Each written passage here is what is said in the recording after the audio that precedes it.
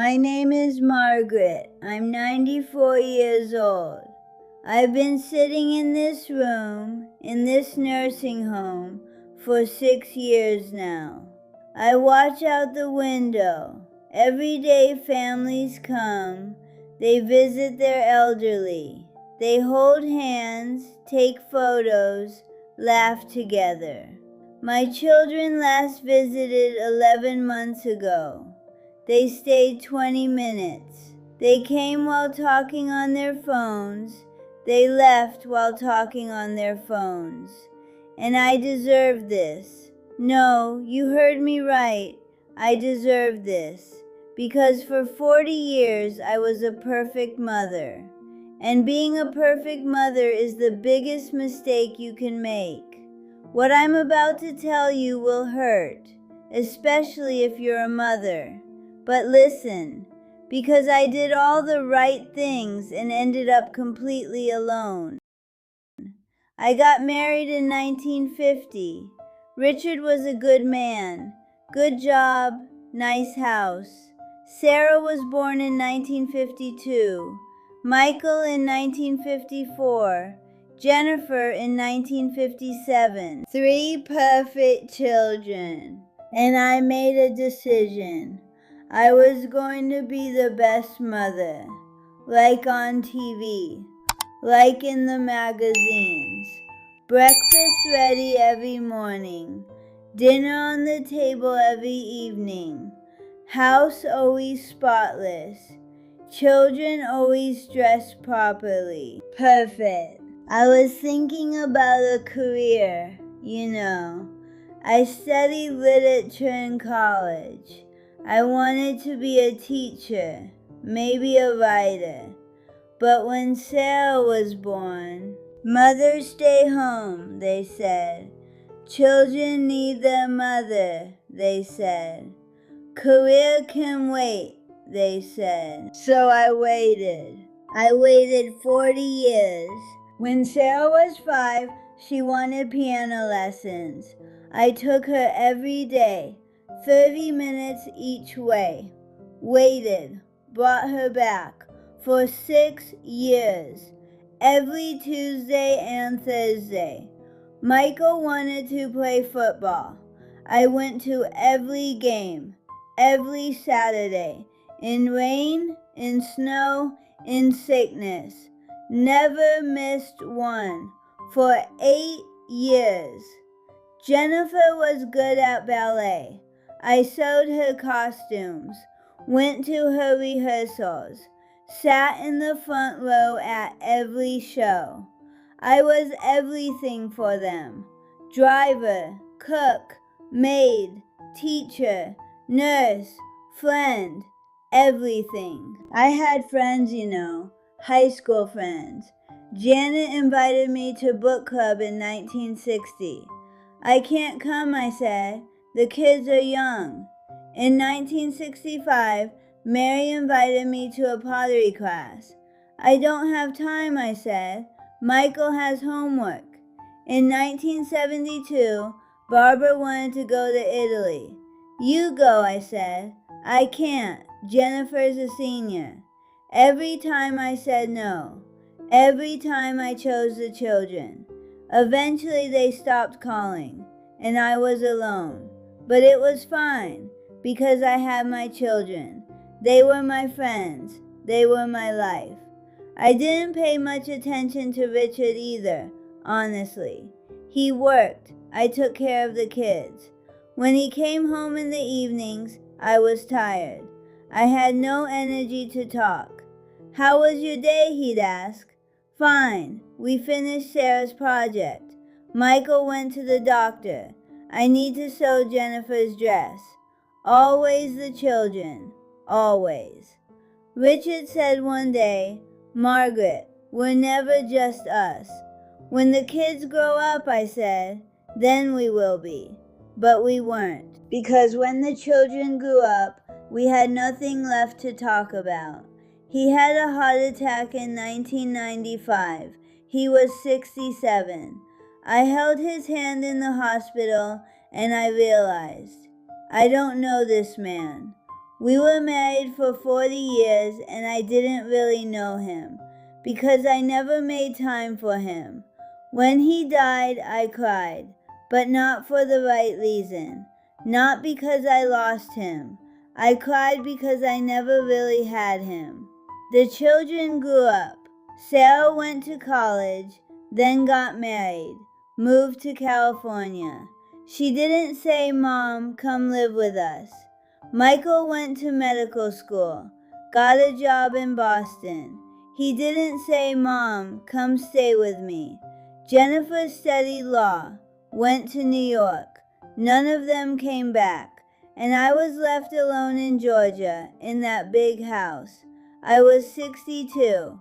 For the first time in my life, I had nothing to do. I'd wake up in the morning, but who would I make breakfast for? I'd cook dinner, but for whom? For 40 years, my job was to be mom. Now nobody needed a mom. I started calling them every day. Sarah, Michael, Jennifer. "How are you, sweetheart?" "I'm fine, Mom. I'm really busy. I'll call you later." They didn't call. I called once a week, then once a month, then just holidays. They were busy. They had their own lives, their own children. And I was just an old woman, someone who used to be a mom. In 2015, I fell, broke my hip, spent 3 months in the hospital. My children came, 1 day each, different days. "Mom, you can't live alone at home," they said. "I could stay with you," I said. Silence, long silence. "Mom, our houses are small. We have kids. We have work." I understood. "We found a great place," they said.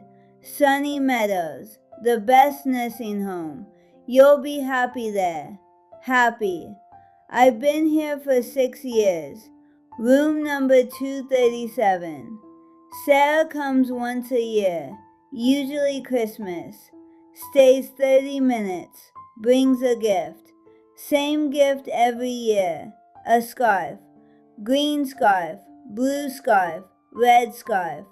I have 6 scarves. Michael didn't come at all last year. Too busy. He sent a card. "We love you, Mom. We'll visit soon." They didn't. Jennifer calls the most. Once a month. 5 minutes. "Mom, how are you? Are you good?" "Great. I'm really busy. Love you." Then the phone goes dead. There's a woman here. Her name is Rose. She's 89. Her daughter comes every week, stays 3 hours. They eat together, look at old photos. They laugh. One day I asked Rose, "How did you do it? Why does your daughter come and my children don't?" Rose looked at me. "Margaret, what did you do for your children?" "Everything. I did everything for them." "That's the problem," she said. "You gave them everything. They never learned to give. You never needed them. They never learned to need you." In that moment, everything became clear. I was a perfect mother. But being a perfect mother means your children don't need you. I did everything. They did nothing. I solved every problem. They never learned to solve problems. I met every need. They never learned to give. I was never weak. They never needed me. I never asked for help. They don't know how to help. Now I look back and I see. I shouldn't have gone to Sarah's piano lessons every day. If sometimes I hadn't gone, if sometimes I'd said, "I'm tired, honey, I can't go today," she would have learned to value me. If I hadn't gone to every one of Michael's games, if I'd missed some, he would have understood that I had a life too. If I hadn't done every one of Jennifer's projects, If sometimes I'd said, "You need to do this yourself," she would have learned independence. But I was perfect, and perfect mothers raise independent children. Independent children don't need their mothers. I lost Richard for the same reason, because I didn't need him either. I handled everything myself. I was strong. I was independent, and he felt unnecessary. People want to be needed, not just loved. Needed. I didn't need anyone. Now no one needs me. This isn't a bad place, Sunny Meadows. It's clean, staff is kind, food's not bad, but lonely. At dinner, 40 people sit in the cafeteria. 40 old people, eating silently, because there's no one to talk to. Some days the phone rings. I get excited.